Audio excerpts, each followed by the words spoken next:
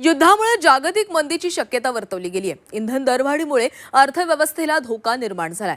आंतरराष्ट्रीय नाणेनिधीनं हा गंभीर इशारा दिलेला आहे। भारताच्या अर्थव्यवस्थेमध्ये 6.5% वाढीचा अंदाज वर्तवला गेलाय। युद्ध लांबल्यास महागाई, बेरोजगारी वाढण्याचाही अंदाज वर्तवला गेलेला आहे।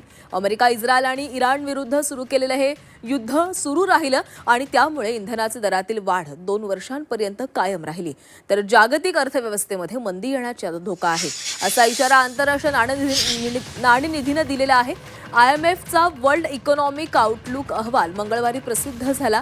युद्ध जास्त काळ लांबलं आणि तेल, वायू व अन्नाच्या दरामध्ये मोठी वाढ झाली आणि ती यावर्षी व पुढील वर्षी कायम राहिली तर बिकट परिस्थिती ओढावण्याची शक्यता आहे। अशी अगदी वाईट परिस्थिती ओढावली तर जागतिक अर्थव्यवस्थेच्या वाढीचा दर 2% खाली घसरू शकतो, असं IMFच्या अहवालामध्ये नमूद करण्यात आलं आहे।